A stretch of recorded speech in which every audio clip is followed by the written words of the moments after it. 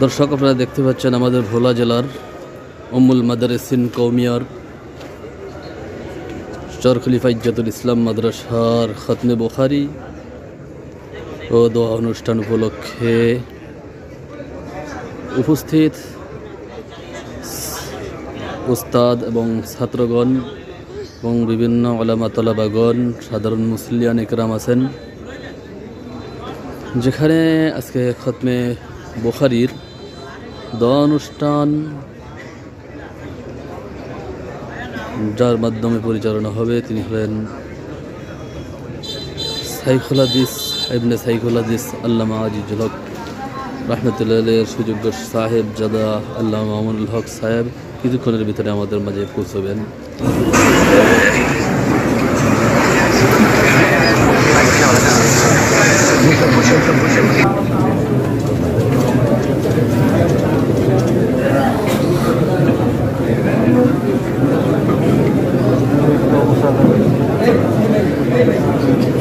بسم الله الرحمن الرحيم الحمد لله رب العالمين الصلاة والسلام على أشرف الأنبياء والمرسلين وعلى آله وصحابه أجمعين أما بعد فإن أصدق الحديث كتاب الله وأحسن الهدي هدي محمد صلى الله عليه وسلم وشر الأمور محدثاتها وكل محدث بدعة وكل بدعة ضلالة وفي رواية وكل ضلالة في النار.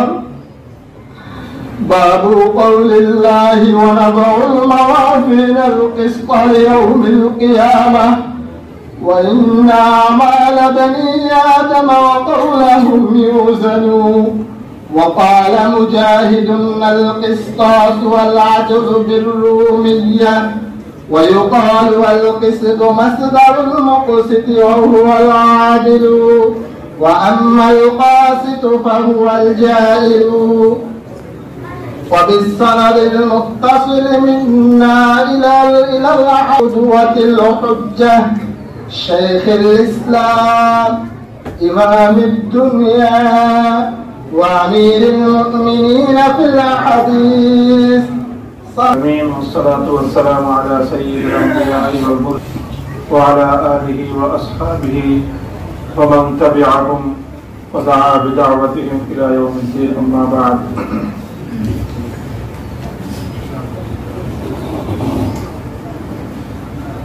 বুখারী শরীফের আখেরি সবক, এই সবকের মধ্য দিয়ে দাওরায়ে হাদিসের শিক্ষার্থীদের সবকের পরিসমাপ্তি হয় এবং এর মধ্য দিয়ে তাদের দীর্ঘ একটা শিক্ষা জীবনের যাত্রার একটা পর্ব সমাপ্ত হয়। সেই জন্য এবং বুখারী শরীফের এই শেষ সবকটা একটু আয়োজন করে করার ব্যবস্থা করা হয়, এই জন্য যেন শিক্ষার্থীদের অভিভাবক যারা আছে তারা এবং মাদ্রাসার মুহিব্বিন যারা কল্যাণকামী সংশ্লিষ্ট সকলকে সামিল করে একটা সুন্দর পরিসমাপ্তির জন্য সকলে মিলে দোয়া করা হয়।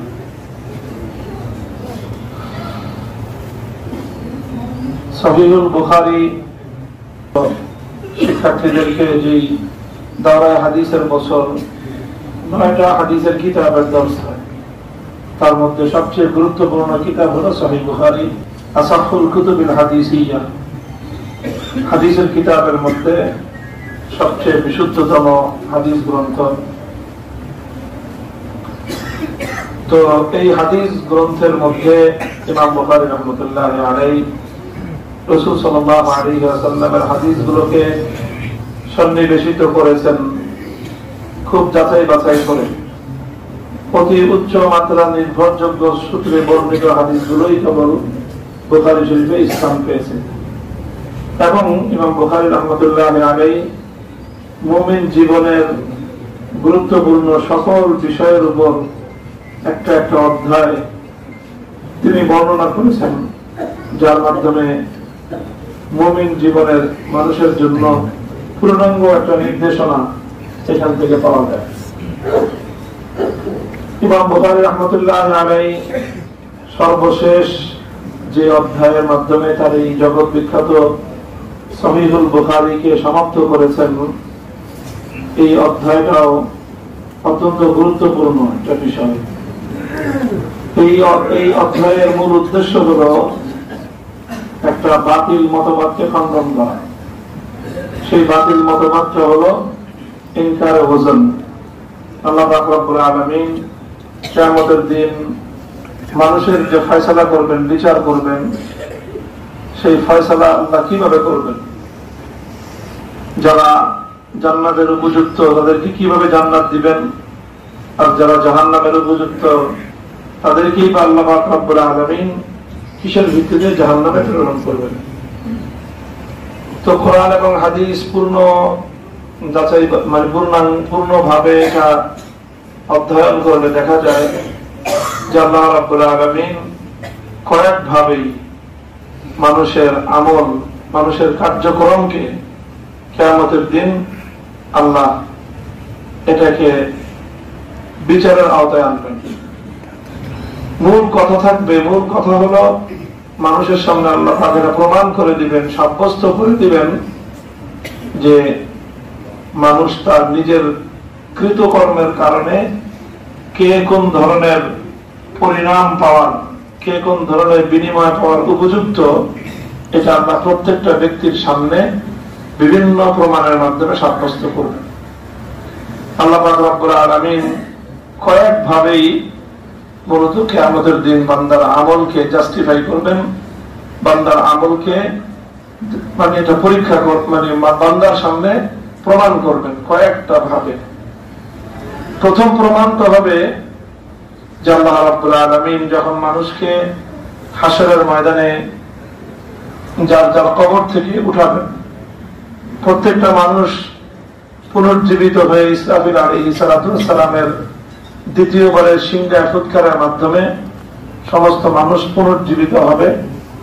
ফাইদা হুম মিনাল আজদাসি ইলা রাব্বিহিম ইয়ানসিলুন, সব মানুষ কবর থেকে উঠে হাসরের ময়দানে একত্রিত হবে।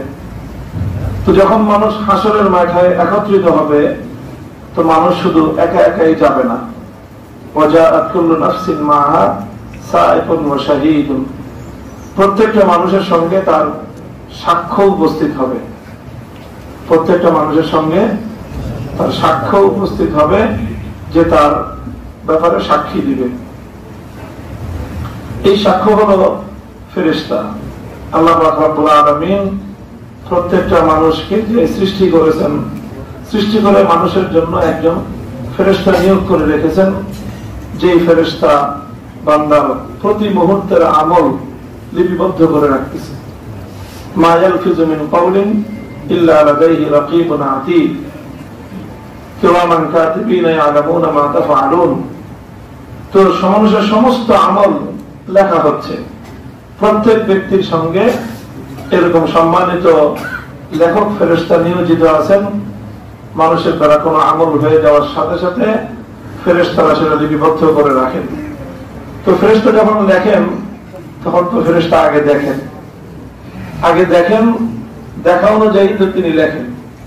সেই জন্য ফেরেশতা হলেন একজন প্রত্যক্ষদর্শী সাক্ষী, যিনি একজন মানুষের সারা জিন্দেগির সমস্ত আমল নিজে দেখেছেন, প্রত্যক্ষ করেছেন।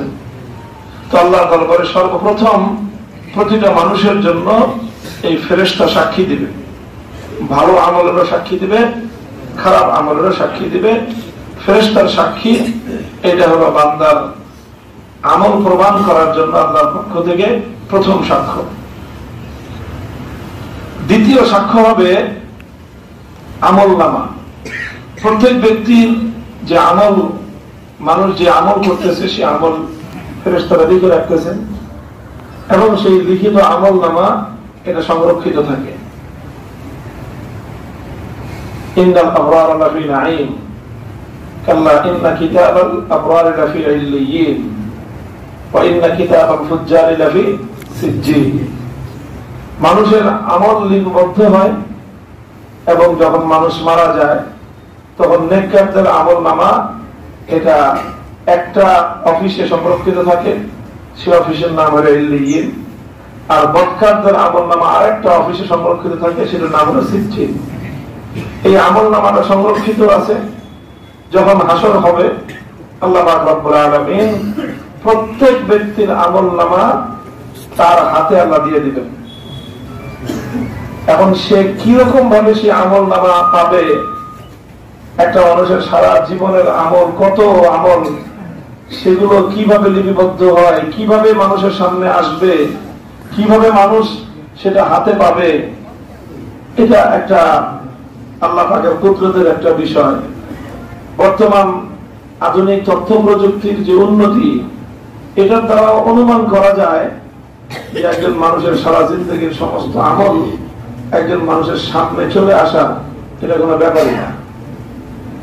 এখন তো ডিজিটাল প্রযুক্তির সাহায্যে একটা মানুষ তার ছোট্ট একটা মোবাইলের স্ক্রিনের মধ্যেই সারা দুনিয়ার সমস্ত তথ্য তাকে দিয়ে দেওয়া সম্ভব, যে এই দাও তথ্য।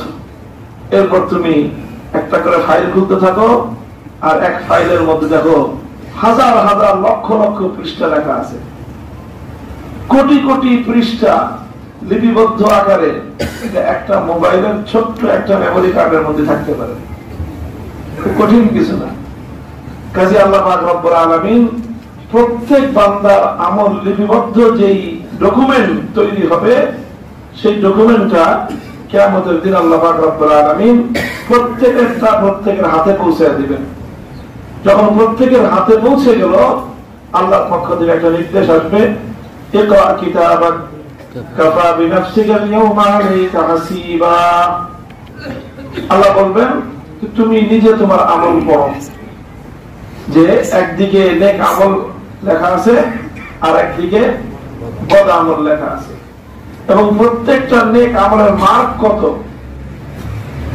যেরকম 2 রাকাত নামাজ মার্ক হলো 20, হ্যাঁ, তারপরে একটা রোজা মার্ক হলো 100। এইভাবে প্রত্যেকটা আমলের যে মার্ক, তার যে সওয়াব সেটাও লিপিবদ্ধ থাকবে পাশে, প্রত্যেকটা আমলের যে গুনাহ সেটাও পাশে লিপিবদ্ধ থাকবে, এবং প্রত্যেকটা আমলের সওয়াব এবং গুনাহ লিখতে লিখতে লিখতে লিখতে উজমিলা ফি আখিরিহিম, শেষে গিয়ে টোটাল দেওয়া আছে সর্বমোট তোমার নেকি জমা হয়েছে 14,513, আর গুনাহের যে টোটাল ওখানেও নিচে দেওয়া আছে, গুনাহ হলো 6,67,313। বাস, এরপরে এখন উজমিলা ফি আখিরিহিম, যে নেকির টোটাল দেওয়া আছে সর্বমোট, গুনাহেরও সর্বমোট দেওয়া আছে। এখন বান্দা নিজেই বুঝতে পারবে যে তার পরিণাম কি হওয়া উচিত। এটা যদি একটা মানুষ যদি দুইটা হিসাব করে, যে ডেবিট কত আর ক্রেডিট কত, তার জমা কত আর খরচ কত, জমা আছে 500, খরচ আছে 600, এটা বুঝতে বড় কোনো হিসাব বিজ্ঞানী লাগে যে তোমার 100 টাকা ঘাটতি আছে? জমা আছে 600, খরচ আছে 500, 100 টাকা যে বাড়তি উদ্বৃত্ত আছে, এটা বোঝার জন্য খুব শিক্ষিত হওয়া লাগে? সবাই বুঝে। তো প্রত্যেকটা মানুষ নিজেই বুঝতে পারবে যে আমার আমল নেকি এত, বদি এত, কাজে আমার ফলাফল এই। এটা বোঝার জন্য ভিন্ন কোন বিচারের, প্রত্যেক ব্যক্তি নিজেই বিচার করে দিতে পারবে যে আমার পরিণাম এই। এই জন্য আল্লাহ বলবেন ইকরা কিতাবাক কাফা বিনাফসিকা আল-ইয়াওমা আলাইকা হাসিবা। তুমি নিজেই আজকে তোমার আমলনামা পড়ো, এবং এই আমলনামা পড়লে তুমি নিজেই তোমার বিচারক হিসেবে যথেষ্ট। তোমার বিচার করার জন্য আর কারো লাগবে না, তুমি নিজেই তোমার বিচার করতে পারবা যে তোমার পরিণাম কি হওয়া উচিত। এটা হলো আল্লাহ এইভাবে প্রত্যেক মানুষের সামনে তার আমলনামা উপস্থাপন করে তাকে নিজে বলবেন যে আমলনামা পড়ে কি করতে, তার নিজের ব্যাপারে সিদ্ধান্ত নিতে। এটা হলো 2 নম্বর। 3 নম্বর হবে যে আল্লাহ পাক রব্বুল আলামিন আরেকটা সাক্ষ্য আনবেন, আরেকটা সাক্ষ্য আল্লাহ পাক রব্বুল আলামিন উপস্থাপন করবেন। ইযা যুলজিলাতিল আরদু জিলজালাহা وأخرجت الأرض أثقالها وقال الإنسان ما لها يومئذ تحدث أخبارها بأن ربك أوحى لها জমিন সাক্ষী দিবে মানুষ যে যেখানে যে কাজটা করে যে আমলটা করে সেই আমল যেই জমিনের উপর করে শুধু জমিন মানে এখানে মাটি হওয়া জরুরি না মানুষ যেই আমলটা যেই স্পেসে করবে কোন একটা স্পেস তো ব্যবহার করতে হবে হতে পারে সেই আমলটা সে পানির উপর করলো পানির নিচে গিয়ে করলো হতে পারে সে আকাশে উড়ে গিয়ে করলো যেখানেই করুক যেই স্পেসটা সে ব্যবহার করবে আমল করার জন্য সেই স্পেসটা তার আমলের জন্য সাক্ষী হয়ে যাবে এবং আল্লাহ পাক রব্বুল আলামিনের দরবারে কিয়ামতের দিন সাক্ষী দিয়ে দিবে তো এই তিনটা সাক্ষী হলো একটা হলো ফেরেশতা সাক্ষী দুই নম্বর আমলনামা তিন নম্বর হলো জমিন এই তিন সাক্ষীর পর আল্লাহ পাক রব্বুল আলামিন মানুষের জন্য আরেকটা সাক্ষী রাখবেন কারণ এই তিনটা সাক্ষী মানুষ অস্বীকার করার একটা চেষ্টা করবে কিছু মানুষ বলবে যেটা তো আমলনামা ফেরেশতা দেখছে আর ফেরেশতারা তো আমার ব্যাপারে ভুলভাল লিখে দিছে কারণ ফেরেশতা আমার থেকে জাতির সৃষ্টির সময় ফেরেশতারা বলছিল আপনি মানুষ সৃষ্টি করবেন না কারণ তারা কি করবে জমিনে বিশৃঙ্খলা সৃষ্টি করবে কাজে আমরা এই ফেরেশতারা আমার ব্যাপারে ভুল লিখছে ফেরেশতার সাক্ষী এবং আমলনামা এই দুটোটাকে মানুষ কি করার চেষ্টা করবে অস্বীকার করার চেষ্টা করবে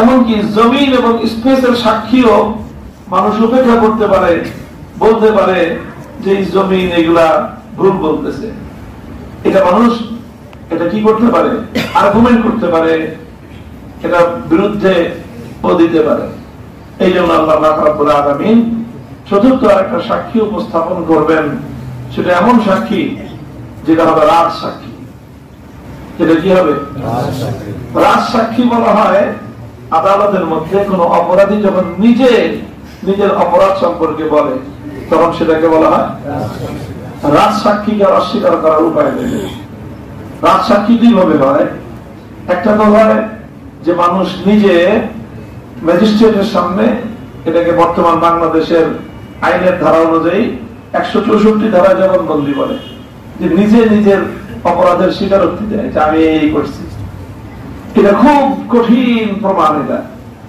শত প্রমাণের চেয়েও এটা বড় প্রমাণ যে অপরাধী ম্যাজিস্ট্রেটের সামনে নিজে কি দেয় স্বীকারোক্তি দেয় এই স্বীকারোক্তি দিলে আর কোনো সাক্ষীর প্রয়োজন হয় না এটার উপর বিচার হয়ে যায়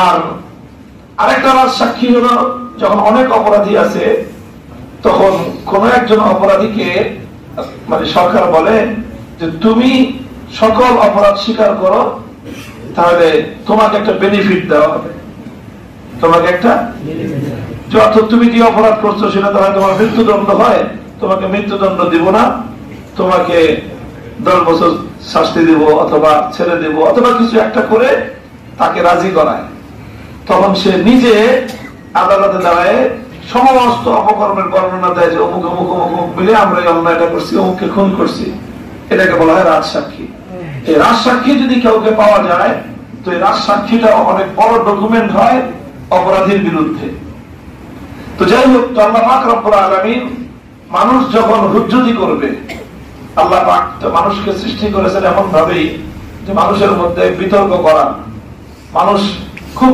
তর্ক করে হুজ্জতবাজি করে এই জন্য আল্লাহ পাক রব্বুল আলামিন মানুষের সামনে মানুষ যখন ফেরেশতার সাক্ষী ফেরেশতার লেখা আমলনামা জমিনের শাস্তি সাক্ষী এগুলোকে যখন মানুষ অস্বীকার করার চেষ্টা করবে তখন আল্লাহ পাক রব্বুল আলামিন আল-ইয়াওমা নাখতিমু আলা আফওয়াহিহিম ওয়া তুকাল্লিমুনা আইদিহিম ওয়া তাশহাদু আরজুলুহুম বিমা কানু ইয়াকসিবুন মানুষ যখন প্রচন্ড বিতর্ক শুরু করবে আল্লাহর সাথে আল্লাহ পাক মানুষের মুখের বাকশক্তি বন্ধ করে দিবেন মুখের বাকশক্তি বন্ধ করে কথা বলার এই শক্তিটা আল্লাহ সারা শরীরের মধ্যে ছড়ায় দিবেন তখন মানুষের প্রত্যেকটা অঙ্গ কথা বলতে আরম্ভ করবে ইয়াওমা তাশহাদু আলাইহিম আলসিনাতুহুম ওয়া আইদিহিম ওয়া আরজুলুহুম বিমা কানু ইয়াকসিবুন মানুষের হাত পা চোখ নাক কান মুখ সব কিছু মানুষের ব্যাপারে তার সকল কর্মকাণ্ডের বিবরণ দিতে থাকবে।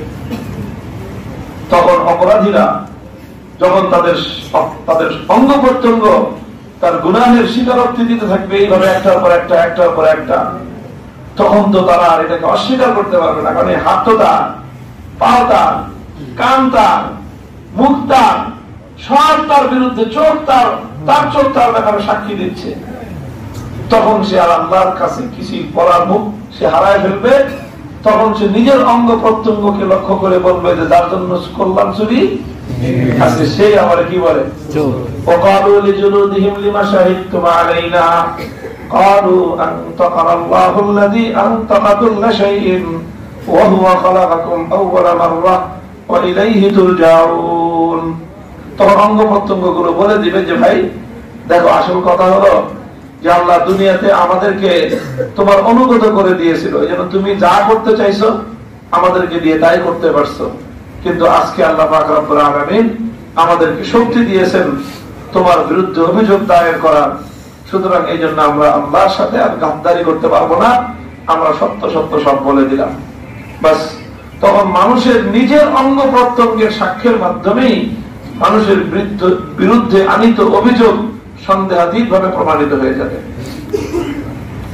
এই চার ভাবে আল্লাহ পাক রব্বুল আলামিন বান্দার আমল এবং বান্দার কৃতকর্মকে আল্লাহ প্রমাণ করবেন।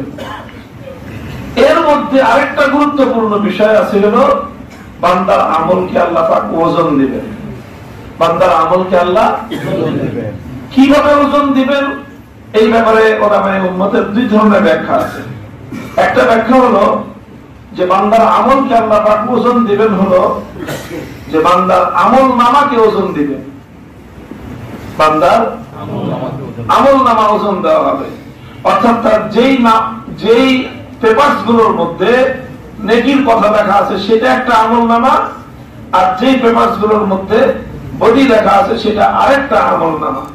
এই দুইটা আমল নামা আল্লাহ পাক রব্বুল আলামিন পরিমাপ করে দেখবেন যে কোন আমল নামার ওজন বেশি। فأما من ثقلت موازينه فهو في عيشة راضية وأما من خفت موازينه فأمه هاوية। তো যখন যার নেকির পাল্লাটা ভারী হবে তার ঠিকানা হবে জান্নাত, যার নেকির পাল্লা হালকা হয়ে যাবে তার ঠিকানা হবে জাহান্নাম। তো এইভাবে আল্লাহ পাক নেকি এবং বদির আমলনামা পরিমাপ করবেন, এটা হলো একটা ব্যাখ্যা। আরেকটা ব্যাখ্যা হলো যে না, আমলনামা নয়, বরং সরাসরি আমলকেই আল্লাহ পাক পরিমাপ করবেন। সরাসরি আমলকেই আল্লাহ পাক পরিমাপ করবেন। মানুষের মুখের কথা এটাকে আল্লাহ পরিমাপ করবেন, এমনকি মানুষের অন্তরের যে সিদ্ধান্ত সেটাকেও আল্লাহ মাপবেন। এখন কথা হলো যে মানুষের কথা, মানুষের কাজ, মানুষের অন্তরের নিয়ত, এগুলোকে আবার মাপবেন কিভাবে? এগুলো কিভাবে মাপা যায়? এগুলো তো মাপার উপযুক্ত কোনো জিনিস না, এগুলো না ধরা যায়, না ছোঁয়া যায়, না দেখা যায়। সেটাকে আবার মাপা যায় কেমনে? এই হলো বিষয়। তো কেমনে মাপা যায়? মানুষের আমল যে আল্লাহ পাক কিভাবে মাপবেন? তো আগে বললাম যে একটা ব্যাখ্যা হলো যে আমল নামা মাপবেন, আর আরেকটা ব্যাখ্যা হলো যে আমল নামা না, সরাসরি আমলকেই আল্লাহ পাক পরিমাপ করবেন। তো সরাসরি আমল কিভাবে পরিমাপ হবে তার ব্যাখ্যা হলো যে সেটা আল্লাহ পাকই ভালো জানেন যে কিভাবে আল্লাহ মাপবেন। হতে পারে আল্লাহ পাক রব্বুল আলামিন আমলকে বিশেষ কোন আকৃতি দান করবেন, যেটাকে বলা হয় সূরাতে মিসালি, যে আল্লাহ পাক প্রত্যেকটা আমলকে একটা বিশেষ রূপে আল্লাহ উপস্থাপন করবেন।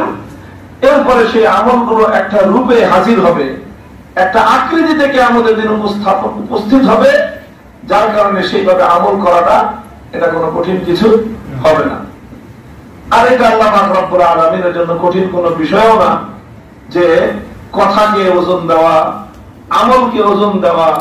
এটা আল্লাহর কুদরতে, এটা বিশেষ আকৃতি বা বিশেষ কোন কৌশলে, বিশেষ কোন পদ্ধতিতে এগুলোকে ওজনের আওতায় আনা, এটা আল্লাহ পাক রব্বুল আলামিনের জন্য কোনো কঠিন কিছু নয়। আল্লাহর কুদরতে সবই সম্ভব। ইমাম বুখারী রাহমাতুল্লাহ আলাইহি এখানে শুধুমাত্র মানুষের আমলকে প্রমাণ করার যতগুলি পদ্ধতি রয়েছে তার শেষ পদ্ধতিটা নিয়ে এখানে আলোচনা করেছেন, আর সেই পদ্ধতিটা হলো ওজন দেওয়া।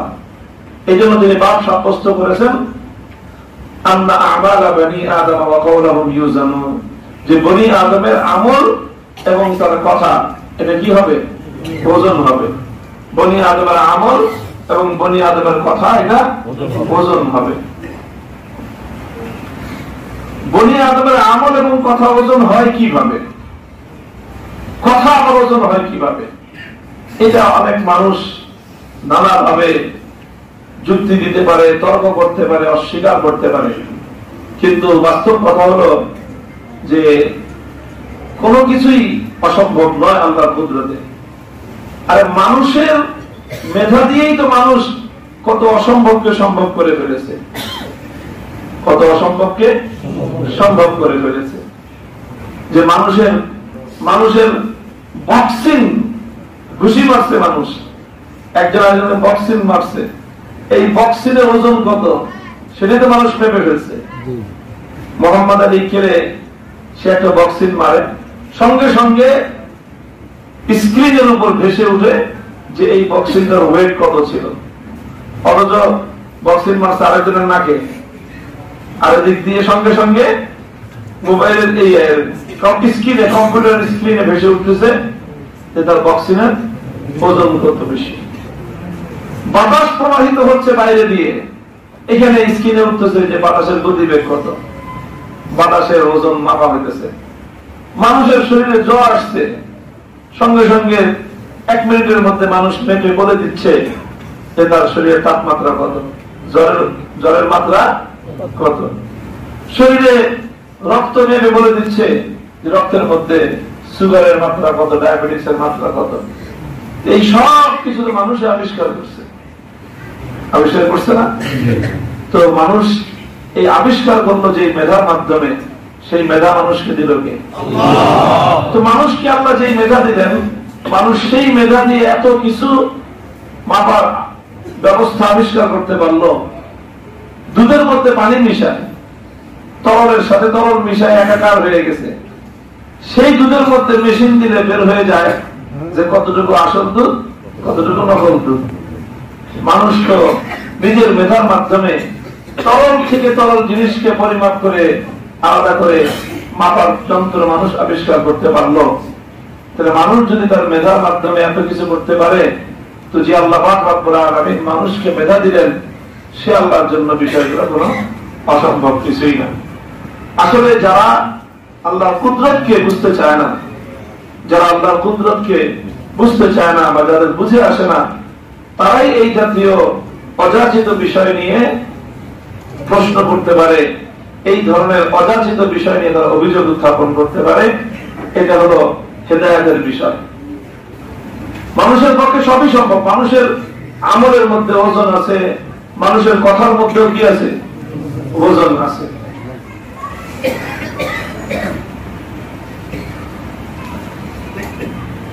এক বাদশার দরবারে এক নাস্তিক ছিল, সে হলো খুব প্রভাবশালী মনে করেন মন্ত্রী। গল্প আর কি, গল্প দিয়ে অনেক সময় জটিল বিষয় সহজে বুঝে আসে। তো নাস্তিক মার্কা জাদ্রের মন্ত্রী, যারা একটু নাস্তিক মার্কা থাকে এরা তো হুজুরদেরকে দেখতে পারে না। বাদশা ছিল আবার একটু ধর্মপরায়ণ। তো বাদশার একজন আলেমের সাথে, হুজুরের সাথে, বুজুর্গের সাথে সম্পর্ক। শরীরে বাদশার অসুখ হয়েছে, ফোড়া হয়েছে, ফোড়াটা পেকে টনটন করতেছে, সারা শরীরে জ্বর এসে পড়ছে। তো বাদশাহ হুজুরকে খবর দিছে। হুজুর আসলে পরে বলছে যে হুজুরের খুব অসুস্থ, একটু দম করে দেয়। তো হুজুর সূরাতুল ফাতিহা পড়ছে, আয়াতুল শিফা পড়ে দম করে দিয়ে ফু দিয়ে দিছে। এই যখন ফুটা দিছে তখনই তো এই নাস্তিক মন্ত্রী সুযোগ পাইছে হুজুরদেরকে জব্দ করার জন্য। আপনারা হুজুর মানুষ, বিজ্ঞানের এই যুগে এখনো সেই আদিম যুগের কুসংস্কার নিয়ে পড়ে আছেন আপনারা। আর আপনাদের কারণে দেশে সব সমস্যা। কি সমস্যা আমাদের কারণে? এই যে আপনারা একটা কাজ করলেন, এটাকে বিজ্ঞানের কোন ভিত্তি আছে এই কাজে? কেন ভিত্তি নাই? কেন নাই? বাদশার হয়েছে ফোড়া, ফোড়ার ভিতরে হয়েছিল পুজ, ইনফেকশন হয়েছে। আপনি দিলেন একটা ফু, একটা বাতাস, বাতাসটা বাতাসের সাথে মিশে গেল, আচ্ছা ফোড়ার ভিতরে ইনফেকশন দূর হবে কেমনে? ও তাই নাকি? এটা একটা অযৌক্তিক একটা কাজ করলেন। হুজুর একটু খুব বুদ্ধিমান হুজুর ছিলেন, কৌশলী হুজুর। তিনি কিছুক্ষণ নীরব থেকে তারপরে মন্দিরের সবার সামনে ধমক দিতে, কড়া করে গাধা জানি কোথাকার কথা বুঝে না, কথা বলে। যখন তাকে গাধা বলে গালি দিছে, তো মন্ত্রী তো বিশাল অপমান করছে। এত মানুষের সামনে এই হুজুর মানুষের 2 পয়সার মোল্লা, সে আমাকে গাধা বলে গালি দিল, আর বাদশাহ অসংখ্য কিছু বলতো না। তো এই কথা বলে হুজুর নির্বিকার, উনি অন্য কাজ করতেছেন, অন্যদের সাথে কথাবার্তা বলতেছেন, আর গালি খেয়ে তো মন্ত্রীর অবস্থা খারাপ। সে আগে ক্ষোভে মানে কটমট করতেছে, শরীর কাঁপতেছে, সারা শরীর ঘামায় গেছে, চেহারা লাল হয়ে গেছে। 5 মিনিট পরে হুজুর মন্ত্রীকে জিজ্ঞাসা করছে, ঘটনা কি হয়েছে আপনার? আমি 2টা শব্দ বলছি, গয়াকার গা, দয়াকার ধা। মুখ দিয়ে গাধা বলছি, পাতার বাতাসের সাথে মিশে গেছে। আপনার এই অবস্থা কেন? আপনি কাঁপতেছেন কেন? আপনি ঘামাইছেন কেন? আপনার শরীর লাল হয়েছে কেন? আপনি একটা মন্ত্রী থরথর করে কাঁপতেছেন, ঘটনা কি? মন্ত্রী সাহেব, গাধা 2টা শব্দ যদি আপনার মধ্যে এত বড় একটা মন্ত্রী সারা শরীরে কম্পন তৈরি করতে পারে, আপনার সারা শরীর থেকে ঘাম ঝরাইতে পারে, যদি এই 2টা শব্দের মধ্যে এত প্রতিক্রিয়া থাকে, তা আমি যে কোরআনের সূরা ফাতিহা পড়লাম, আমি যে আয়াতুল শিফা পড়লাম, সেটার মধ্যে কোনো প্রতিক্রিয়া থাকতে পারে না? আপনি গাধার প্রতিক্রিয়া নিজের শরীরের উপর দেখেছে, দেখে বুঝছেন। তো ব্যাপার এলো এটাই যে আল্লাহ পাক রব্বুল আলামিন প্রত্যেকটা কথার মধ্যে ওজন রেখেছেন। বুর্গে দরখতানে সফদর নজরে হুশিয়ার, হর ওয়ারাকে দফতরে আজমারে ফতে কিরদেগার। প্রতিটা জায়গায় আল্লাহর কুদরতের নিদর্শন আছে, তবে কেউ বুঝে, কেউ বুঝে না, কেউ দেখে, কেউ দেখতে পারে না। দেখতে পারে কারা? যাদেরকে আল্লাহ পাক রব্বুল আলামিন সেই দৃষ্টি শক্তি দিয়েছেন, তারা দেখতে পারে। আর যারা সেই দৃষ্টি শক্তি থেকে বঞ্চিত হয়েছে, তারা চোখের সামনে থাকলেও আল্লাহর কুদরতের নজরানা তারা দেখতে পারে না। তো এই জন্য সবই সম্ভব, ওজন হবে, চাই আমলনামা ওজন হোক, অথবা সরাসরি আল্লাহ পাক রব্বুল আলামিন বান্দার প্রত্যেকটা আমলকে, প্রত্যেকটা কথাকে আল্লাহ পাক রব্বুল আলামিন যে কোনো প্রক্রিয়ার মাধ্যমে আল্লাহ ওজন দিবেন। এটা হলো চূড়ান্ত কথা। কেন এই কথা চূড়ান্ত? কারণ এই কথা কোরআনের দ্বারা প্রমাণিত, এই কথা হাদিসের দ্বারা প্রমাণিত। মুমিনের সিফাত হলো, যখন কোরআন এবং হাদিসের দ্বারা কোনো জিনিস প্রমাণিত হবে, তখন আর এই কথার প্রমাণের জন্য কোনো যুক্তির পিছনে সে দৌড়াবে না। কোরআন হাদিসের দ্বারা যখন কোনো কথা প্রমাণিত হবে, এই কথা সাব্যস্ত হওয়ার জন্য সে কোনো যুক্তির পিছনে, কোনো বৈজ্ঞানিক বিশ্লেষণের পিছনে, দুনিয়ার অন্য কোনো কিছুর পিছনে সে ছুটবে না। মুমিনের অগাধ এবং পরিপূর্ণ অকাট্য আস্থা এবং বিশ্বাস থাকবে আল্লাহর কোরআন এবং নবীর হাদিসের উপর। এই জন্য ইমাম বুখারী রাহমাতুল্লাহ আলাইহি এখানে মানুষের আমল এবং মানুষের কওল, কথা, এটা যে ওজন দেওয়া হবে, এই বিষয়ের উপর ইমাম বুখারী 2টা প্রমাণ পেশ করেছেন। প্রথম প্রমাণ হলো আল্লাহর কোরআনের আয়াত, দ্বিতীয় প্রমাণ হলো আল্লাহর নবীর হাদিস। কোরআনের আয়াত উল্লেখ করেছেন সূরাতুল হজ্জের আয়াত, ওয়ানাদাউল মাওয়াজিনাল কিসতা লিয়াউমিল কিয়ামাতি ফালা তুযলামু নাফসুন শাইআ ওয়া ইন কানা মিসকালা হাববাতিন মিন খারদালিন আতাইনা বিহা ওয়া কাফা বিনা হাসিবিন। আল্লাহ পাক বলতেছেন, আমি স্থাপন করব আল মাওয়াজিন আল কিসতা। আল মাওয়াজিন এটা মাফউল, আল কিসতা তার থেকে সিফাত হয়েছে। আসলে ছিল আল মাওয়াজিনা যাওয়াতিল কিসতি। আল মাওয়াজিনা যাওয়াতিল কিসত, মাওয়াজিন জমা, যেমন যাওয়াতুন জমা, আল মাওয়াজিনা যাওয়াতিল কিসতি। কিন্তু পরবর্তীতে এটা মুবালাগা তৈরি করার জন্য যাওয়াতুনকে হযফ করে দেওয়া হয়েছে। যেরকম বলা হয় যাইদুন আদলুন, কি বলা হয়?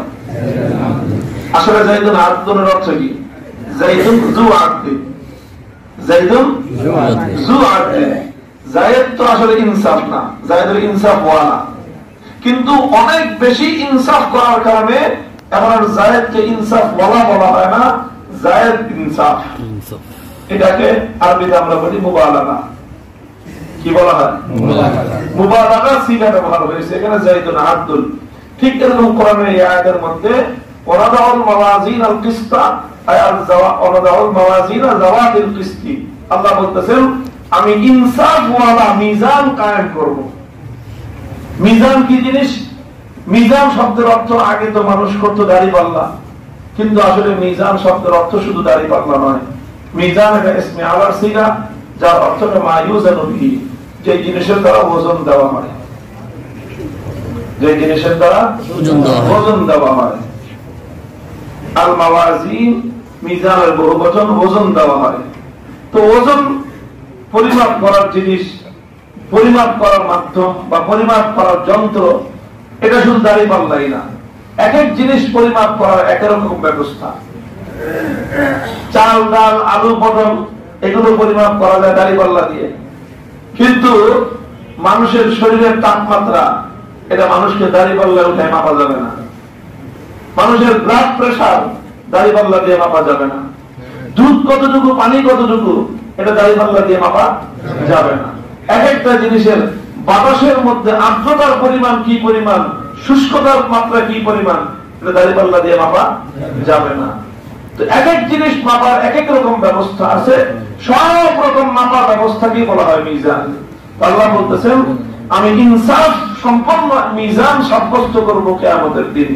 সুতরাং কোরআনের আয়াতের দ্বারা সাব্যস্ত হলো, প্রমাণ হলো যে আল্লাহ পাক মানুষের আমল পরিমাপ করার ব্যবস্থা রাখবেন এবং কাউকে তার প্রাপ্য ন্যূনতম সামান্য অনেক আমল থেকেও বঞ্চিত করা হবে না।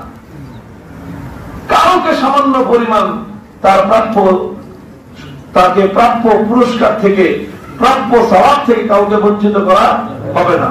কাউকে তার কৃত আমলের চেয়ে একটু সামান্য এক জামরা পরিমাণ বেশি গুনাহ তাকে দেওয়া হবে না, বরং প্রত্যেককে যার যারটা তাকে বুঝাই দেওয়া হবে। এটা হলো কোরআনের আয়াত।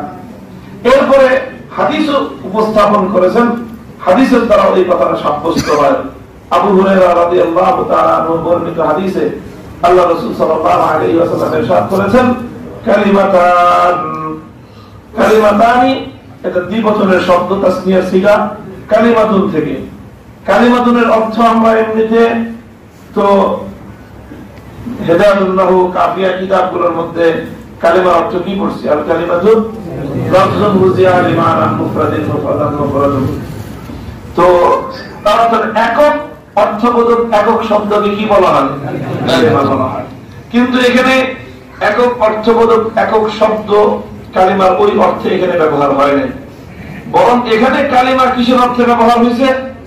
এখানে কালিমা অর্থ ব্যবহার হয়েছে একটা পূর্ণাঙ্গ, একটা অর্থবাহী, একটা বার্তাবাহী একটা কথা হবে, সেই কথাকে কি বলা হয়েছে? কালিমা বলা হয়েছে। যেরকম কালিমা তাইয়্যিবা বলা হয় কাকে? লা ইলাহা ইল্লাল্লাহ মুহাম্মাদুর রাসূলুল্লাহ। এখানে কয়টা জুমলা? দুইটা জুমলা মিলে একটা কালিমা, কারণ দুইটা জুমলা মিলে ঈমান পূর্ণ হয়। দুইটা জুমলা, একটা জুমলা বাদ দিলে আরেকটা জুমলা দিয়ে ঈমান পূর্ণ হয় না। এইজন্য পূর্ণটাকে কালিমায়ে তাইয়্যিবা বলা হয়। আর কালিমায়ে শাহাদা কাকে বলা হয়? আশহাদু আল্লা ইলাহা ইল্লাল্লাহ ওয়া আশহাদু আন্না মুহাম্মাদার রাসূলুল্লাহ ওয়া মুহাম্মাদান আবদুহু ওয়া রাসূলুহু। এখানেও দুইটা কালিমা, এই দুইটা জুমলা মিলে একটা কালিমা। তাহলে বোঝা গেল কালিমা এক অর্থ হলো একক শব্দ, কালিমার আরেকটা অর্থ হলো কালিমার একটা পূর্ণাঙ্গ বক্তব্য। এই পূর্ণাঙ্গ বক্তব্য বোঝানোর জন্য 3টা 4টা 5টা 10টা 50টা 100টা জুমলা লাগতে পারে। যতক্ষণ পর্যন্ত বক্তব্যটা শেষ না হচ্ছে ততক্ষণ পর্যন্ত কালিমা শেষ হবে না। এই জন্য লেখা হয় কালিমাতুত তাহরির। সম্পাদকের কথা, সম্পাদকের কথা কতটুকু থাকে? 1.5 পৃষ্ঠা 2 পৃষ্ঠা।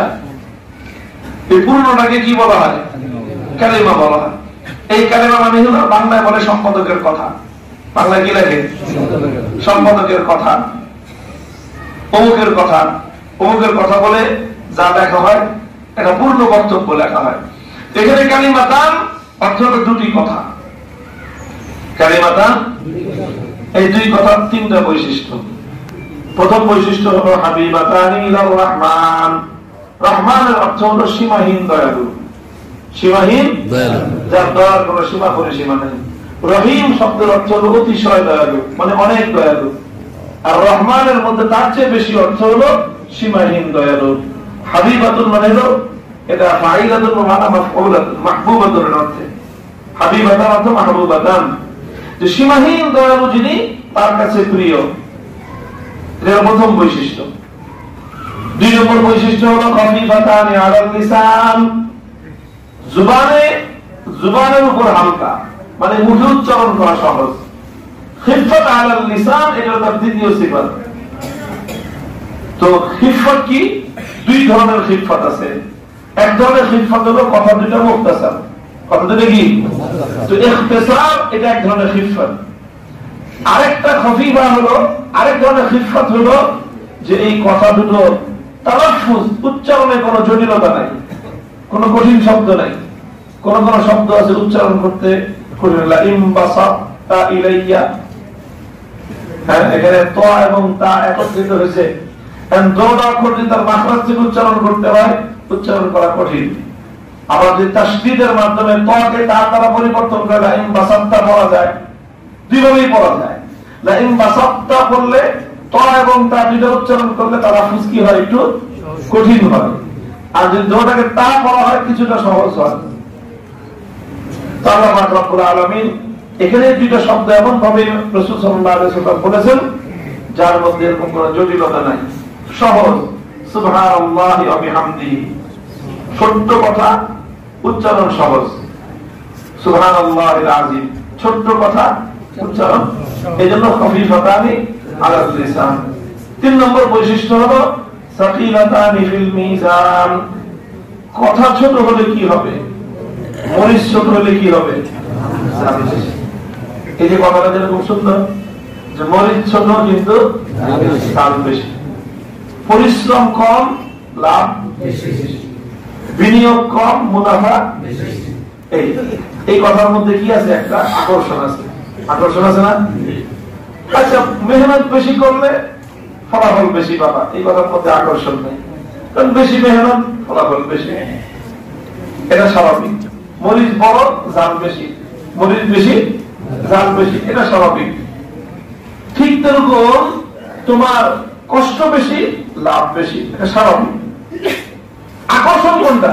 কষ্ট কম লাভ বেশি। রাসূল সাল্লাল্লাহু আলাইহি ওয়াসাল্লাম এই কথা দুটোর মাধ্যমে তার উম্মতকে এই আকর্ষণ সৃষ্টি করেছেন যে দেখো এই জায়গার এই দুটো কথার মধ্যে আকর্ষণ আছে, যে কথা দুটো সহজ, কথা দুটো ছোট, কিন্তু এই কথা দুটার মধ্যে নেকির ওজন অনেক বেশি। এভাবে কেন বললেন?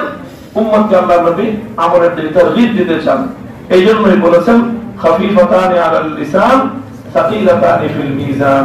সাকিলাতানি ফিল মিজান, এটাই হলো মাওজা ইস্তিশহাদ। এই কথাটুকু দেখান ইমাম বুখারী রাহমাতুল্লাহ আলাইহি, যে নবীর এই হাদিস প্রমাণ করে যে মানুষের কথার মধ্যে ওজন আছে। মানুষের কথার মধ্যে ওজন না থাকলে ভারী হবে কেমনে? ওজনই যদি না থাকতো তাহলে ভারী হইতো কেমনে? তাহলে মানুষের কথার মধ্যে যদি ওজন থাকে, মানুষের আমলের মধ্যেও ওজন আছে। হাদিসের দ্বারা বোঝা গেল, কোরআনের আয়াতের দ্বারা বোঝা গেল যে আল্লাহ পাক ওজন দেওয়ার যন্ত্র সাব্যস্ত করবেন, স্থাপন করবেন। হাদিসের দ্বারা বোঝা গেল মানুষের কথার মধ্যে কি আছে? ওজন আছে। কোরআন এবং হাদিস দ্বারা প্রমাণ হয়ে গেল যে আমল এবং কথা এটা ওজনযোগ্য এবং এটা ওজন দেওয়া হবে। কথা দুটো কি? সুবহানাল্লাহি ওয়া বিহামদিহি, সুবহানাল্লাহিল আযীম, সুবহানাল্লাহি ওয়া বিহামদিহি, সুবহানাল্লাহিল আযীম, সুবহানাল্লাহি ওয়া বিহামদিহি, সুবহানাল্লাহিল আযীম। বাস এই 2 কথা, এটা ছোট্ট, আল্লাহর নিকট অনেক প্রিয়, ছোট কিন্তু ওজন অনেক বেশি। বাস কোরআন এবং হাদিস দ্বারা বোঝা গেল যে মানুষের আমল, মানুষের কথার মধ্যে ওজন আছে এবং আল্লাহ সেটাকে ওজন করে প্রমাণ করে দিবেন যে কার পরিণাম কি প্রাপ্য। ইমাম বুখারী রাহমাতুল্লাহ আলাইহি জবরদস্ত সবক দিয়ে গেলেন উম্মতের সামনে সেটা হলো উম্মত ঈমানের ক্ষেত্রে, ইসলামের ক্ষেত্রে, কোন বিষয়ের ক্ষেত্রে একজন মুসলমান চূড়ান্ত ভাবে নির্ভর করার জন্য কোরআন হাদিস ছাড়া কিছু নেই। আমাদের সব কিছু নির্ভরতা কিসের উপর? এই জন্য বলি কোরআন হাদিস যেখানে, কোরআন নাই যেখানে, হাদিস নাই যেখানে, প্রত্যেকটা কাজের ক্ষেত্রে মানুষের মুমিনের ব্যক্তিগত কাজে একই নিয়ম, একই নীতি। তুমি তোমার ব্যক্তিগত কাজ কিভাবে করবা, কোরআন হাদিস যা বলে আমরা তাই করব। পরিবার জীবনের ক্ষেত্রে একই কথা, কোরআন হাদিস যা বলে আমার পরিবার চলবে সেভাবে। ব্যবসা বাণিজ্য, অর্থনৈতিক কার্যকলাপ, সেখানে একই কথা, কোরআন হাদিস যা বলে আমরা আছি সেই পথে। আর রাজনীতির ক্ষেত্রে কি কথা, নেতা নেত্রী যা বলে আমরা আছি সেই পথে নাকি? এখানে একই কথা। মুসলমান যদি রাজনীতি করতে চায় করবে, কিন্তু তার রাজনীতির মূল নীতি হবে, মূল কথা হবে এটা, কোরআন যা বলে, হাদিস যা বলে আমার রাজনীতি হবে সেটা। মুসলমানদের রাষ্ট্র চলবে সেভাবে, কোরআন যেভাবে বলবে, হাদিস যা বলবে, মুসলমানের রাষ্ট্র চলবে সেইভাবে। যদি এইভাবে চালাইতে পারে তাহলে সে ব্যক্তি ঈমানদার। আর যদি সে কিছু ক্ষেত্রে কোরআন হাদিসের উপর নির্ভর করে আর বাকি ক্ষেত্রগুলোতে সে যদি কোরআন হাদিসের উপর নির্ভর করতে না পারে, তাহলে সে হলো কোরআনের ওই আয়াতের মুখপাত্র হয়ে যাবে, কোরআনের ওই আয়াতের অধীনে চলে আসবে। আফাতুমিনুনা বিবাদিল কিতাব ওয়া তাকফুরুনা বিবাদ, তোমরা কিছু ক্ষেত্রে কোরআনকে মানো আর বাকি ক্ষেত্রে কোরআনকে মানো না। ফামা জাযাউ মান ইয়াফআলু যালিকা মিনকুম ইল্লা খিজয়ুন ফিল হায়াতিদ দুনিয়া, যারা এই কাজ করবে তাদের পরিণাম দুইটা, দুনিয়াতে চরম লাঞ্ছনা, ওয়া ইয়াউমাল কিয়ামাতি ইরাদ্দুনা ইলা আশাদ্দিল আযাব, কিয়ামতের দিন কঠিন শাস্তি পেতে হবে। এজন্য মুসলমানরা যদি সম্মান চায়, সফলতা চায়, মুক্তি চায়, পথ একটাই, জীবনের সকল ক্ষেত্রে ইসলামকে মানতে হবে, কোরআন হাদিসকে মানতে হবে, লাঞ্ছনা থেকে ইজ্জতের জিন্দেগি পাবে, ধ্বংসের হাত থেকে মুক্তি পাবে, ভিন্ন কোনো রাস্তা নেই। এটাই ইমাম বুখারী রাহমাতুল্লাহি আলাইহি কোরআন এবং হাদিসের উপর নির্ভর করে উম্মতকে সকল ক্ষেত্রে কোরআন হাদিসের উপর নির্ভর করার শিক্ষা তিনি দিলেন। আল্লাহ আমাদের সকলকে আমল করার তৌফিক দান করুন, আমিন। ইমাম বুখারী রাহমাতুল্লাহি আলাইহি তার কিতাব শুরু করেছিলেন হাদিসুন নিয়তের মাধ্যমে। কোন হাদিস? ইন্নামাল আমালু বিনিয়াত, মানুষের আমল নির্ভর করে কিসের উপর? নিয়তের উপর। আর হাদিস শেষ করতেছেন সাকিলাতানি ফিল মিজান, মিজানের মধ্যে ভারী হওয়ার হাদিসের দ্বারা। তো শুরু থেকে শেষ যদি একটা আমরা মিল করি, একটা চমৎকার একটা তাৎপর্যময় এখানে একটা সম্পর্ক আছে, মুনাসাবাত আছে। সেটা হলো, তুমি যদি চাও সাকিলাতুন ফিল মিজান হইতে, যে তুমি তোমার আমল, তোমার নেকির যেন নেকির মাত্রা বা ওজনের মধ্যে যেন বেশি হয়, ভারী হয়, এটা করতে চাইলে তোমাকে ইন্নামাল আমালু বিন্নিয়াত, নিয়তকে খাঁটি করতে হবে। আমলের নিয়ত যদি খাঁটি হয়, ওজনের মধ্যে ভারী হবে। নিয়ত যদি খাঁটি হয়, ওজনের মধ্যে ভারী হবে। আল্লাহ পাক কিয়ামতের দিন বান্দার আমল গণবেন না, কোয়ান্টিটি দেখবেন না যে কি কয়টা নিয়ে আসছো। আল্লাহ আমল কি করবেন? ওজন দিবেন, যে তোমার আমলের ওজন কত। কাজে এই জন্য আমরা আমলের কোয়ান্টিটি বাড়ানোর চেয়ে ওজন বাড়ানোর দিকে বেশি মনোনিবেশ করবো ইনশাআল্লাহ। আল্লাহ পাক রব্বুল আলামিন আমাদের সকলকে তৌফিক দান করেন এবং জীবনের সকল ক্ষেত্রে কোরআন হাদিসের উপর আমাদের বরকত তৌফিক দান করেন।